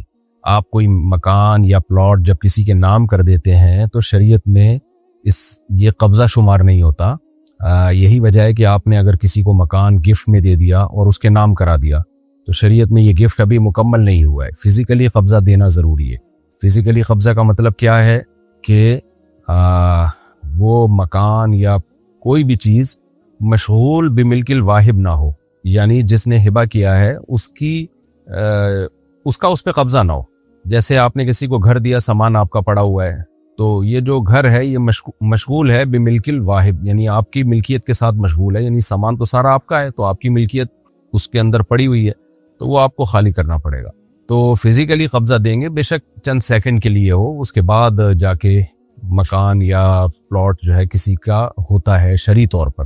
پلاٹ میں قبضہ یہ ہے کہ آپ نے جگہ بتا دی اور ایک دفعہ وہ بندہ وہاں جا کے کھڑا ہو جائے، وہاں پہ دیکھ لے، یہ ہبہ، یہ گفٹ کہلائے گا. آج کل ان چیزوں کا لوگ خیال نہیں کرتے ہیں، مکان نام کر دیتے ہیں، مر جاتے ہیں، پھر جب مفتیان کرام سے رابطہ کرتے ہیں تو علماء کہتے ہیں بھئی اس میں تو وراثت جاری ہوگی، یہ قبضہ ہی نہیں مکمل ہوا. تو اس لیے قبضے کے مسائل علماء سے پوچھ کے ان چیزوں پر عمل کرنا چاہیے. مکان یا پلاٹ جب کسی کو دیں تو علماء سے پوچھ لیں کہ حضرت یہ ہم نے جو عمل کیا یہ قبضہ ہو گیا کہ نہیں ہو گیا، کیونکہ قبضہ ہونے نہ ہونے سے آگے مسائل پہ بہت فرق پڑتا ہے. رجسٹری اور نام تو لوگ ویسے بھی کر دیتے ہیں، بہت سے مکان آپ اپنے مختلف ناموں سے خریدتے ہیں، لیکن نیت یہی ہوتی ہے کہ میرے ہیں. لوگ ٹیکس سے بچنے کے لیے اور مسائل سے بچنے کے لیے بھی یہ کام کر رہے ہوتے ہیں. تو مکان نام کرنے سے کچھ نہیں ہوتا. نام نہ کیا، قبضہ دے دیا تو ہو جائے گا شرعی طور پر. نام کیا، قبضہ نہیں دیا تو نہیں ہوگا. عورت کی ڈیلیوری کے وقت ہسپتال میں مرد ہوتے ہیں اور ڈاکٹر بھی مرد ہوتے ہیں، اس بارے میں بتائیں کیا یہ صحیح ہے؟ کہاں سے صحیح ہو گیا بھائی؟ ایک حیا کی بات ہے. بس بات یہی ہے کہ حیا جب ختم ہو جائے تو پھر جو چاہے کرو. ہم لوگ ہر چیزوں میں گوروں کے پیچھے پڑے ہوئے ہیں بس کہ دیکھو وہ ان کے ہاں تو یہ حیا شیا چیزیں ہی نہیں ہیں، تو ان کا سسٹم سارا تباہ ہو گیا. الحیا جزء من الایمان، ایک روایت میں آتا ہے کہ حیا جو ہے وہ ایمان کا حصہ ہے، ایمان کا جز ہے. جیسے طہارت ایمان کا حصہ ہے، پاکی صفائی ایمان کا حصہ ہے، ایسے ہی حیا بھی ایمان کا حصہ ہے. تو اس لیے یہ بہت بری حرکت ہے. کیا درزی سے کپڑے سلوانا جائز ہے؟ درزی سے ہی سلوائے جاتے ہیں آج کل، سب میں یہی رواج ہے. البتہ خواتین جو میل ٹیلر سے کپڑے سلواتی ہیں یہ حیا کے خلاف ہے. میں حرام ناجائز نہیں کہہ رہا، لیکن حیا کے بہرحال خلاف ہے. تو خواتین کو چاہیے کہ وہ خواتین ہی سے اپنے کپڑے سلوایا کریں. ناجب کمال کلکتہ انڈیا سے، کیا کسی بھی مسلک کے امام کے پیچھے نماز پڑھنا صحیح ہے؟ صحیح ہے بشرطے کہ وہ توحید پرست ہو اور دین کے بنیادی عقیدوں کا انکار نہ کرتا ہو. توحید پرست کا مطلب یا رسول اللہ مدد، یا علی مدد یہ نعرے نہ لگاتا ہو. قبر پرست نہ ہو، قبروں سے دعائیں مانگنے کا قائل نہ ہو. نبی صلی اللہ علیہ وسلم کو ہر جگہ موجود، حاضر ناظر، مشکل کشا نہ سمجھتا ہو. یہ بنیادی عقیدے توحید. اسی طرح ختم نبوت کا منکر نہ ہو. تو یہ اگر بنیادی عقیدے اس کے درست ہیں تو پھر کسی کے پیچھے بھی نماز ہو جاتی ہے. البتہ اپنی مرضی سے امام جو ہے فاسق آدمی کو نہیں بنانا چاہیے، نیک لوگوں کو امام بنانا چاہیے. لیکن بہرحال کوئی بھی امام ہو اور عقیدہ اس کا بیسک بنیادی عقیدے جو اسلام کے ہیں وہ درست ہو تو اس کے پیچھے نماز ہو جاتی ہے. اگر کسی لڑکی کو زندگی بھر شادی نہ کرنی ہو اور اس کے گھر والے زبردستی اس کا رشتہ طے کر دیں تو اس صورت میں کیا کریں؟ اس کو چاہیے شادی کر لے. وہ یہ لڑکیاں اس طرح کے بے وقوفی کرتی ہیں کہ ہم نے شادی نہیں کرنی اور عمریں نکال رہی ہوتی ہیں، بعد میں ڈپریشن میں جا کے پورے خاندان کو ٹینشن دیتی ہیں، پریشان کرتی ہیں. تو یہ حماقت ہوتی ہے. اس لیے ماں باپ کو فکر ہوتی ہے پھر وہ زبردستی شادی کرتے ہیں. اسلام میں زبردستی شادی جائز نہیں ہے، لیکن اس کا مطلب کیا ہے؟ اس کا مطلب یہ ہے کہ لڑکی کہیں اور کرنا چاہ رہی ہے، آپ زبردستی کسی اور سے کرا دیں اس کی. تو یہ مطلب ہے زبردستی جائز نہیں ہے. لیکن وہ کر ہی نہیں رہی کہ میں نے کرنی نہیں ہے یا 10 سال بعد کرنی ہے، تو ماں باپ کو تو پتہ ہے کہ کل کیا ہوگا، اس کا بیڑا غرق ہو جائے گا اس کا. تو یہاں پھر ایسا نہیں ہے. یہاں پھر ماں باپ کو چاہیے کہ اس کو فورس کریں، اس کو سمجھائیں. زبردستی کا مطلب یہ نہیں کہ گن پوائنٹ پہ کرائیں اس کی شادی، لیکن اس کو سمجھائیں، اس کو فورس کریں. فورس کا مطلب ذہنی طور پر اس کو فورس کریں کہ بھئی آپ نے کرنی ہے یہ، کیونکہ یہ اگر نہیں ہوتا تو کل مسائل انہی کے لیے، ماں باپ کے لیے بھی بنے گی اور خاندان کے لیے بھی بنے گی، مسئلہ بنے گی. جب ڈپریشن میں جائے گی، اسٹریس میں جائے گی اور پھر کہے گی کہ میری شادی کرا دو، کوئی رشتہ ہی نہیں آئے گا ڈھنگ کا. یہ بالکل ایسے ہی ہے جیسے بچہ کھانا ہی نہ کھا رہا ہو، 1 دن ہو گیا 2 دن ہو گیا تو گن پوائنٹ پہ کھانا کھلایا جائے گا نا اس کو. یا دوا نہ کھا رہا ہو تو اور کہہ رہا ہوں نہیں کھانا میں نے، تو اس کو جیسے ڈپریشن کے مریض ہوتے ہیں نا، بعض دفعہ میڈیسن نہیں لیتے ہیں تو زبردستی کھلائی جاتی ہے ان کو، انجیکشن لگا دیتے ہیں ڈاکٹر زبردستی کے. بھائی تمہاری رائے پہ چلو گے تمہاری ڈپریشن بڑھنے سے ٹینشن تو ہمیں ہوگی. تو بالکل جو ڈپریشن اور اسٹریس کے مریضوں کے ساتھ کیا جاتا ہے کہ ان کو زبردستی دوا پلائی جاتی ہے، کیونکہ آپ نے نہیں پلائی دوا، ان کی رائے پہ چھوڑ دیا. وہ تو کہہ رہے ہیں کہ ہم نے نہیں میڈیسن لینی، ہم نے نہیں ٹیکا لگوانا، ہم نے نہیں علاج کرنا، تو ان پہ چھوڑ دو آپ. تو کل جب ان کی ڈپریشن بڑھے گی تو وہ ان کی نہیں بڑھے گی، پورے خاندان کی ڈپریشن بڑھائیں گے، وہ سب پھر ایڈمٹ ہو جائیں گے ہاسپٹل میں تھوڑے دنوں میں جا کے. تو اس لیے جو چیزیں بالکل بدیہی ہوتی ہیں اس میں خاندان والے دباؤ ڈالتے ہیں اور ان کو چاہیے کہ دباؤ ڈالیں. وہ جیسے علاج کروانا، اگر آپ کو کوئی بیماری ہے اور پتہ ہے سب کو کہ یہ علاج کرائے گا تو ٹھیک ہو جائے گا اور آپ پھر بھی علاج نہ کرا رہے ہو تو پھر زبردستی علاج کرایا جاتا ہے. تو کوئی لڑکی شادی نہیں کر رہی ہے، کرنی نہیں ہے تو اس کا مطلب یہ بھی پاگل ہو گئی ہے. تو اس کا بھی زبردستی نکاح خاندان والے کرائیں گے کہ تم گھر جاؤ اپنا زندگی گزارو جیسے ساری دنیا گزارتی ہے. تم کوئی اکیلی مریخ سے پیدا ہوئی ہو جو بغیر نکاح کی زندگی گزارو گی. ہاں غیر مسلموں میں یہ چیزیں نہیں ہیں، وہ ان کے یہاں بغیر شادی کے بھی زندگی گزارتے ہیں، لیکن ان کے یہاں تو بغیر شادی کے اس لیے پھر ان کے بوائے فرینڈ کے بڑے سیٹ اپ ہوتے ہیں ان کے یہاں، اور پھر وہ جو کچھ کر رہے ہوتے ہیں وہ پھر میں زیادہ ڈیٹیل میں نہیں جاتا، وہ سب کو پتہ ہی ہے کیا ہو رہا ہے. مسلمان خاندان میں ایسا نہیں ہو سکتا. تو ایک ٹائم ہوتا ہے اس کے بعد پھر لڑکی کی شادی کرائی جاتی ہے. وہ اگر نہیں کرے تو اس کو بتایا جائے گا تمہارا باپ بھی کرے گا. باپ سے مراد یہ کہ وہ کرے گی. حیض کی حالت میں تلاوت قرآن جائز ہے یا نہیں؟ نہیں جی، ناپاکی کی حالت میں، جنابت اور حیض کی حالت میں قرآن کی تلاوت نہیں کر سکتے.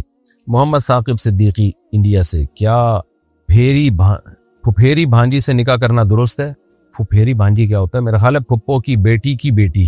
ہاں اس سے نکاح کرنا درست ہے. جب پھپھو کی بیٹی سے نکاح جائز ہے تو بیٹی کی بیٹی سے بھی جائز ہے.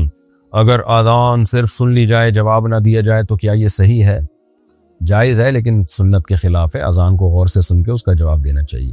اچھا بھائی، اویس کشمیر سے، کیا لڑکا اور لڑکی کا نام دیکھ کر شادی کرنی چاہیے؟ میری منگنی ہو گئی ہے، اب گھر والے کہتے ہیں لڑکی کا نام بدل دو، کیا یہ صحیح ہے؟ نا نا نا نا نا، لڑکا لڑکی کا نام دیکھ کے نہیں، شکل دیکھ کے اور اخلاق دیکھ کے شادی کرنی چاہیے. نام کچھ بھی ہو، نام اگر بد اخلاق خان ہو لیکن ہے اخلاق والا تو وہ اس آدمی سے اچھا ہے جو بد اخلاق ہو اور نام اخلاق خان رکھا ہوا اس نے. تو شکل دیکھیں اور اخلاق دیکھیں، نام دیکھنے کی ضرورت نہیں ہے.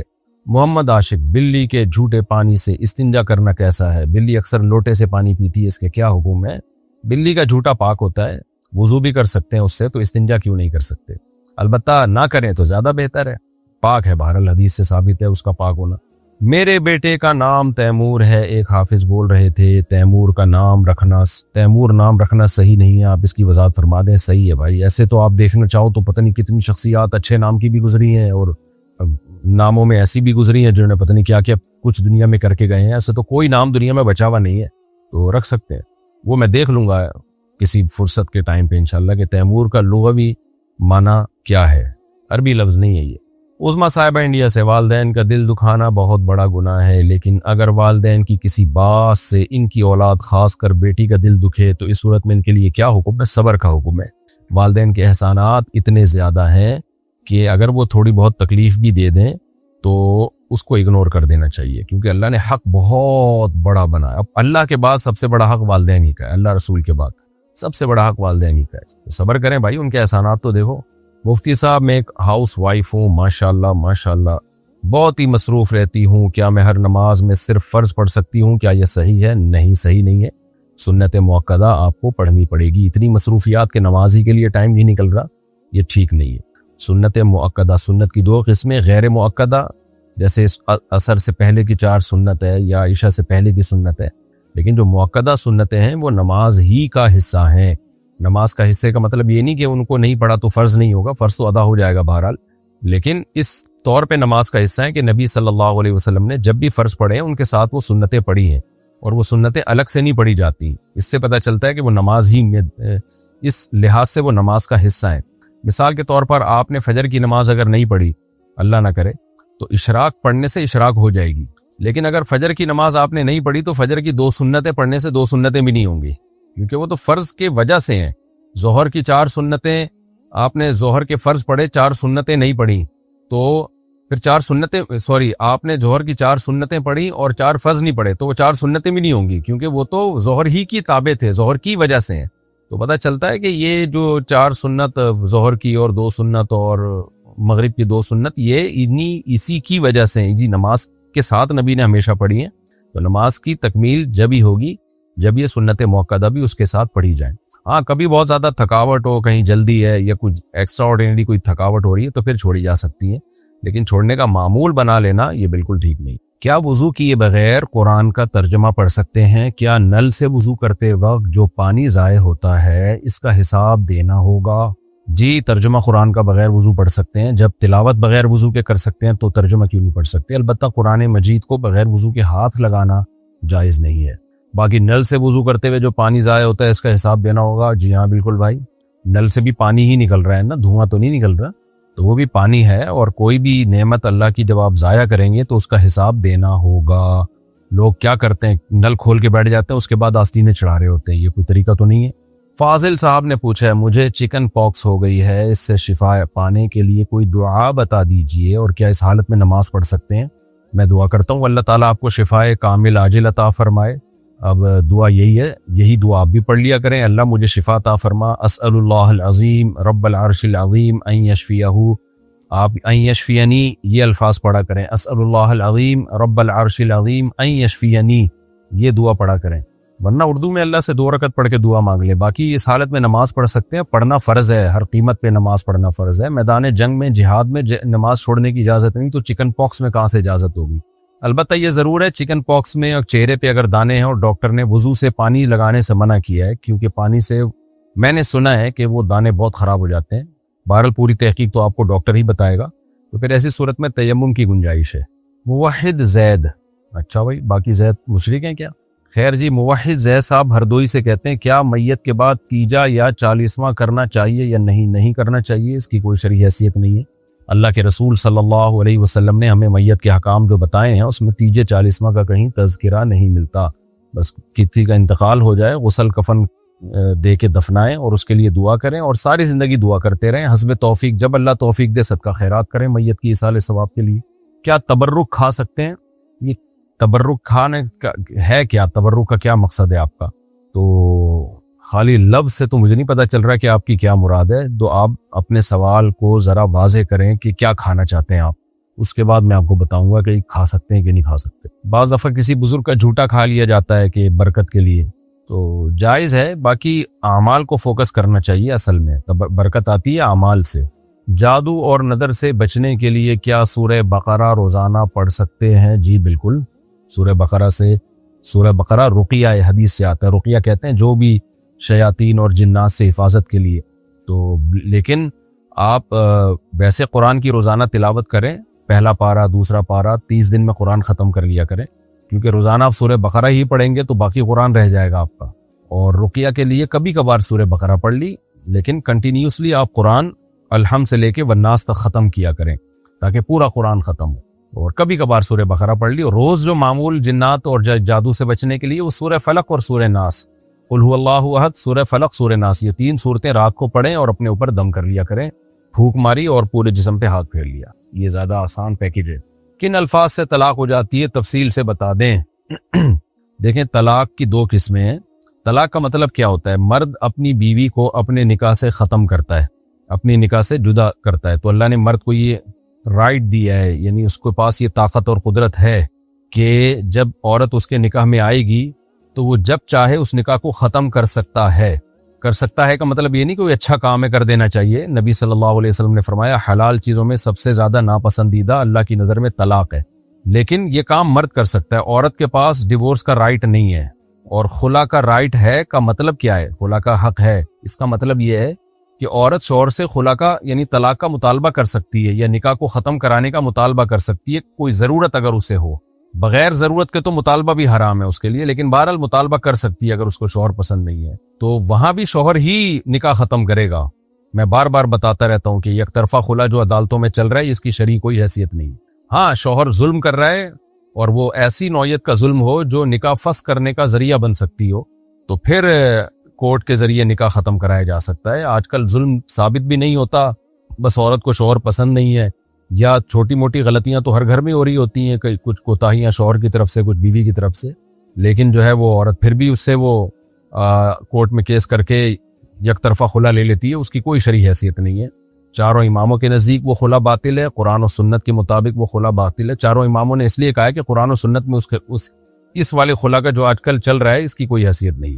اس میں میں تفصیلی کلپ ریکارڈ کروا چکا ہوں، دلائل سے بہت کچھ کہہ چکا ہوں اس پہ میں۔ تو مرد کو اللہ نے یہ رائٹ دیا ہے کہ طاقت دی ہے کہ وہ جب چاہے نکاح ختم کر سکتا ہے۔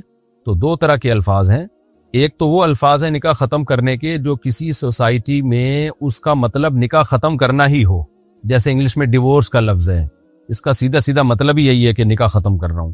اردو اور عربی میں طلاق کا لفظ ہے، اس کا مطلب ہی یہی ہے کہ نکاح ختم کر رہا ہوں۔ تو ایسے الفاظ کو طلاق کے بارے میں صریح الفاظ کہا جاتا ہے۔ صریح کا مطلب کہ ان کا اب عرف میں یا اس زبان میں یا کلچر میں نکاح ختم کرنے کے علاوہ کوئی اور مطلب ہے ہی نہیں۔ تو ایسا لفظ جب بھی استعمال کیا جائے گا تو شریعت نے ہمیں ایک اصول بتایا، قرآن سے ثابت ہے، الطلاق مرتان، کہ الطلاق مرتان کا پورا ترجمہ کیا ہوگا کہ وہ الفاظ جو کسی زبان میں نکاح ختم کرنے ہی کے لیے استعمال ہوتے ہیں وہ الفاظ تم 2 دفعہ استعمال کر سکتے ہو۔ تو 2 دفعہ استعمال کے بعد تمہیں یہ رائٹ ہے کہ چاہو تو رجوع کر لو، چاہو تو چھوڑ دو۔ تو الطلاق کا مطلب طلاق نہیں ہے، اس میں ڈیورس کا لفظ بھی آ گیا، حالانکہ وہ تو طلاق کا لفظ نہیں ہے۔ تو طلاق چونکہ عربوں میں نکاح ختم کرنے کے علاوہ کسی اور معنی میں استعمال ہی نہیں ہوتی تھی جب بیوی کی طرف وہ نسبت کرتے تھے، تو یہاں الطلاق مرتان کا مطلب قرآن میں کیا ہوگا کہ اب میں اس کا وہ ترجمہ کر رہا ہوں جو اس کا اصل مفہوم ہے۔ الطلاق مرتان وہ لفظ جو کسی زبان میں نکاح ختم کرنے کے علاوہ کسی اور معنی میں یوز ہی نہیں ہوتا، وہ لفظ تم 2 دفعہ استعمال کر سکتے ہو۔ فَإِمْسَاكٌ بِمَعْرُوفٍ أَوْ تَسْرِيحٌ بِإِحْسَانٍ، تو 2 دفعہ استعمال کرنے کے بعد تمہیں یہ رائٹ ہے کہ تم رجوع بھی کر سکتے ہو اور چاہو تو چھوڑ بھی سکتے ہو۔ اور اگر تیسری دفعہ یہ لفظ یوز کر لیا فَإِن طَلَّقَهَا، اگر تیسری دفعہ یہ لفظ یوز کر لیا، کون سا لفظ جو کسی زبان میں نکاح ختم کرنے کے علاوہ کسی اور معنی میں یوز ہی نہیں ہوتا، تو تیسری دفعہ اللہ کہتے ہیں اگر وہ لفظ تمہیں استعمال کر لیا تو پھر یہ عورت تمہارے لیے حلال نہیں ہے جب تک کہ یہ کہیں اور نکاح نہ کر لے، چاہے تو پھر اسی کے ساتھ زندگی گزار لے، اور اگر وہ چھوڑ دے تو عدت کے بعد پھر پہلے شوہر کے پاس آ سکتی ہے۔ اس کو کہتے ہیں صریح طلاق۔ دوسری طلاق ہوتی ہے کنایا۔ کنایا کا مطلب ہوتا ہے کہ آپ کوئی ایسا لفظ بیوی کو اپنے نکاح سے دور کرنے کے لیے، نکاح ختم کرنے کے لیے آپ استعمال کرتے ہیں جس کے 2 مطلب نکلتے ہیں۔ ایک مطلب تو یہ نکلتا ہے کہ شاید آپ نکاح ختم کرنا چاہ رہے ہیں، دوسرا مطلب کچھ اور بھی نکل سکتا ہے اس کا، تو ان الفاظ کو کہا جاتا ہے کنایا۔ تو ان کنایا الفاظ ہیں جیسے آج سے میرا تیرا تعلق ختم۔ اب بھائی تعلق ختم تو دونوں کیا مطلب، نکاح کا تعلق ختم ہے یا ویسے ہی تعلق ختم بھی لوگ کہہ رہے ہوتے ہیں کہ بھئی تمہارا میرا تعلق ہی نہیں ہے۔ تو ایسے موقع پہ پھر شوہر سے نیت پوچھی جائے گی یا دیکھا جائے گا کہ مذاکرہ طلاق، یعنی بات طلاق کی چل رہی تھی، بیوی نے طلاق مانگی تھی اور اس کے جواب میں اس نے یہ الفاظ کہے ہیں، تو واضح قرینہ موجود ہو جس سے پتہ چل رہا ہو کہ اس کی نیت طلاق کے علاوہ کچھ تھی نہیں، تو بھی طلاق واقع ہو جائے گی۔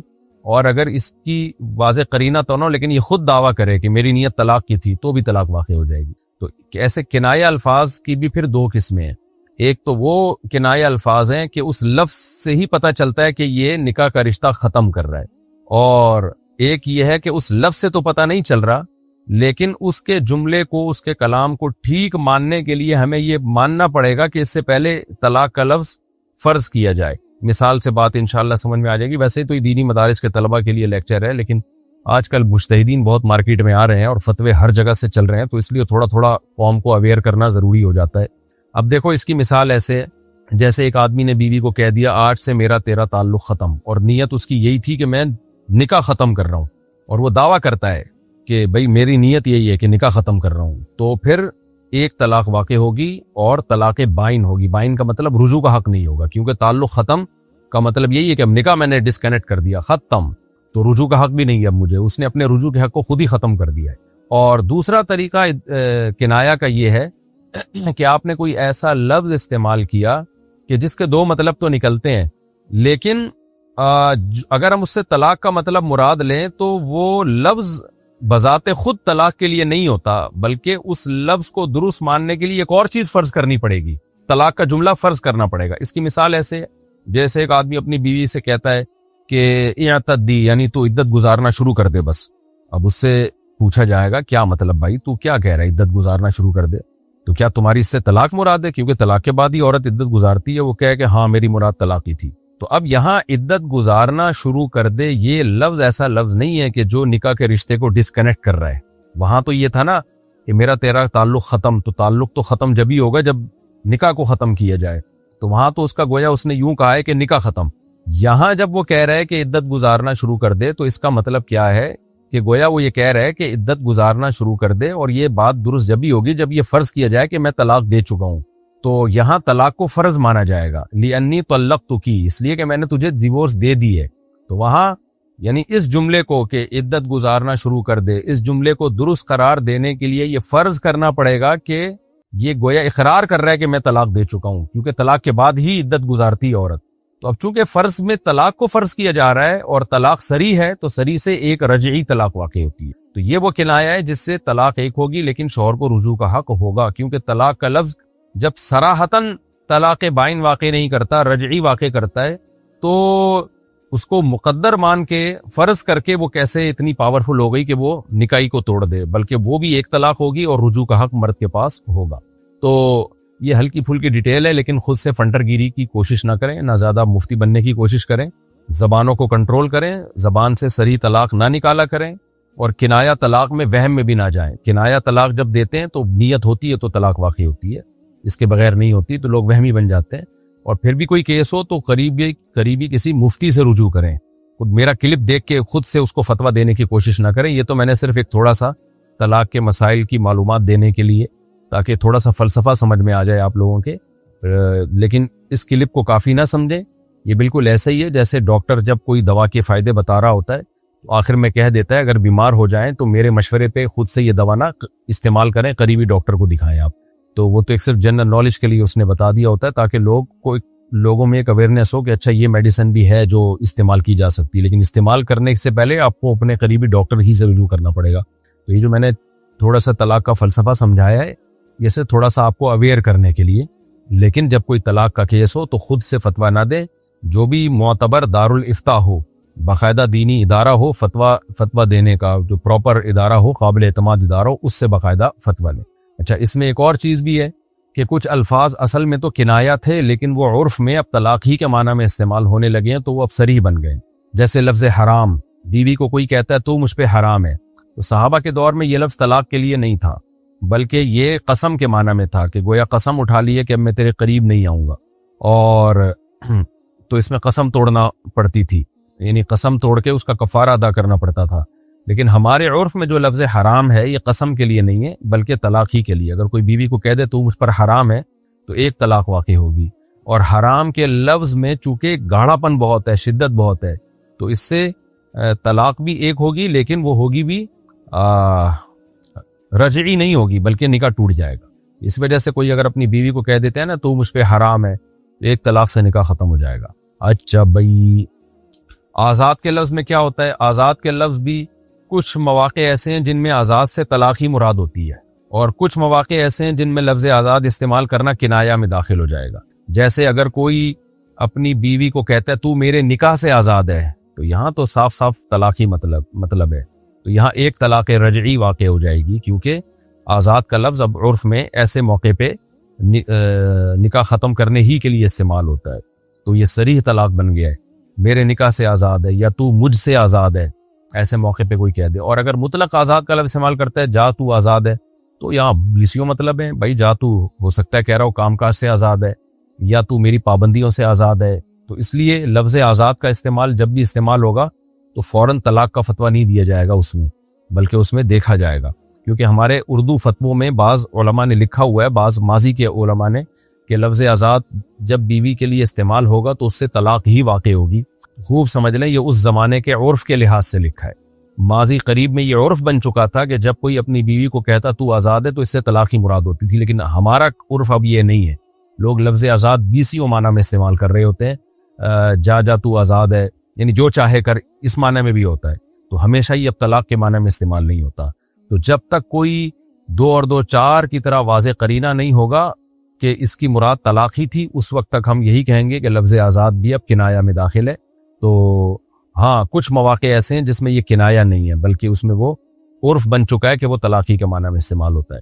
تو خیر، فنٹر نہ بنے آپ، مفتی نہ بنے، ایسے مبہم الفاظ استعمال ہی نہ کریں بیوی کے لیے، اور اگر ہو جائیں تو پھر کسی مفتی سے پوچھیں، ریلائبل دینی ادارے سے پوچھیں، وہ آپ کو فتویٰ دیں گے۔ اور وہمی پھر بھی نہ بنے، طلاق جب تک نہ دی جائے ہوتی نہیں ہے، ایسی بعض لوگ وہمی بن جاتے ہیں طلاق کے کلپ دیکھ کے، تو میں نے تو اس دن بیوی کو یوں بول دیا تھا کہ جاؤ، تو لفظ جاؤ سے کہیں طلاق تو نہیں ہو گئی، کیونکہ جاؤ کا مطلب دفع ہو جاؤ، تو دفع کا مطلب تو نکاح، تو پاگل ہو جاتے ہیں، دماغی مریض بن جاتے ہیں، خود بھی بنتے ہیں، ہمیں بھی بناتے ہیں پھر وہ، تو وہمی نہ بنے بس۔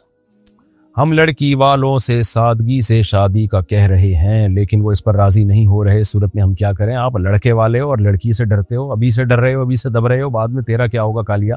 خیر، تو آپ کو چاہیے کہ آپ ان کو سمجھائیں، اور پھر بھی نہیں کریں سادگی سے تو کرنے دیں ان کو، شادی کے بعد تو آپ ہی کا کنٹرول ہوگا نا، وہ ان کا ہیڈک ہے، وہ کس طرح سے کر رہے ہیں، آپ جو اپنا ایونٹ ہے وہ سادگی سے کریں، ان کو وہ جس طرح سے کر رہے ہیں کرنے دیں، سمجھائیں ان کو، محبت سے ہر طرح سے سمجھائیں کہ بھائی یہ غلط ہے، نہ مانیں تو شادی بیاہ کی جو رسومات ہیں ان میں اگر ناچ گانا ہو رہا ہے تو پھر تو آپ کے لیے جانا ٹھیک نہیں ہے، اس میں جائز نہیں ہے، اس کا پھر بائیکاٹ کرنا پڑے گا۔ بھائی یہ ڈانس ماس کا پروگرام کیا کر لیا آپ لوگوں نے؟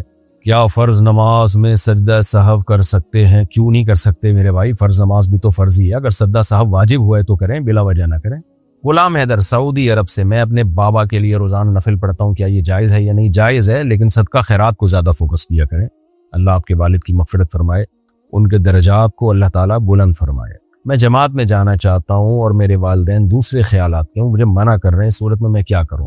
دیکھیں، اگر آپ کے جماعت میں نکلنے سے والدین کی خدمت میں کوئی کوتاہی ہوگی اور وہ بوڑھے ہیں، ان کی کوئی خدمت کرنے والا نہیں ہے، پھر تو والدین کی خدمت کو فوکس کریں، لیکن اگر آپ کے جماعت میں جانے سے کوئی ایسا مسئلہ نہیں، انہیں کوئی نقصان نہیں ہو رہا، تو پھر دینی کام ہے اور انسان کی اپنی پرسنل لائف بھی ہوتی ہے، تو ایسی صورت میں جانا جائز ہے. والدین منع کر رہے ہیں تو ان کے منع کرنے کو آپ زیادہ ویلیو نہ دیں, بس محبت سے بات کریں, ان سے سختی نہ کریں, اور جا سکتے ہیں ایسی صورت میں. شان عارف انڈیا سے, کیا والدین سے چھپ کر صدقہ کر سکتے ہیں جبکہ وہ رقم بھی اپنی ذاتی ہو؟ جی کر سکتے ہیں, کر سکتے ہیں. اپنی ذاتی رقم میں انسان کو یہ اختیار حاصل ہے. البتہ اتنی بڑی رقم صدقہ کرنا کہ اس سے کل آپ کے لیے مسائل کھڑے ہو جائیں تو پھر والدین کی مرضی کے بغیر یہ کام نہیں کرنا چاہیے, کیونکہ والدین اولاد کی خیر خواہ ہوتے ہیں. بعض دفعہ کوئی بیوقوف بنا دیتا ہے یا اس کو چکنی چپڑی باتوں سے آپ کو کہے گا یہ جگہ ہے اس پہ اتنا خرچ کرو, آپ نے اٹھا کے جو جمع پونجی تھی ساری دے دی, کل آپ رو رہے ہیں, والدین کے لیے بوجھ بن رہے ہیں.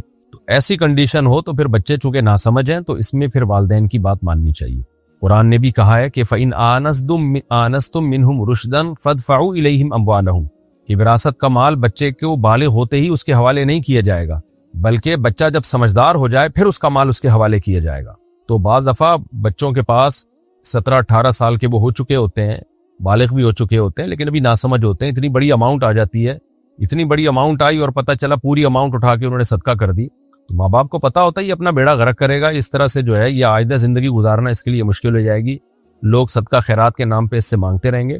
تو ایسی صورت میں اللہ نے باپ کو ولی بنایا ہے کہ باپ کو یہ رائٹ ہے کہ وہ بچے کو روکے بچے کے مال کے تحفظ کے لیے. اور اللہ نے یہ قرآن میں کہا ہے کہ بالغ ہوتے ہی انسان میں پیسہ خرچ کرنے کی سمجھ پیدا نہیں ہوتی ہے, لہذا ایسے ناسمجھ بالغوں کے حوالے ان کا مال نہیں کیا جائے گا تاکہ وہ ضائع نہ کر دیں, بلکہ وہ دیکھا جائے گا جب وہ میچور ہو جائیں تو میچور ہونے کے بعد ان کی دولت اور ان کا مال ان کے حوالے کیا جائے گا. آج دیکھ لیں 18 سال کے لونڈے لپاڑے کمانے لگے ہیں, اور کما کے پھر کرتے کیا ہیں, وہ چرس میں اڑا دیتے ہیں, عیاشی میں اڑا دیتے ہیں, اور اتنا بڑا صدقہ کر دیتے ہیں بعض دفعہ جوش میں آ کے کہ کل پھر لوگوں سے بھیک مانگتے پھر رہے ہوتے ہیں.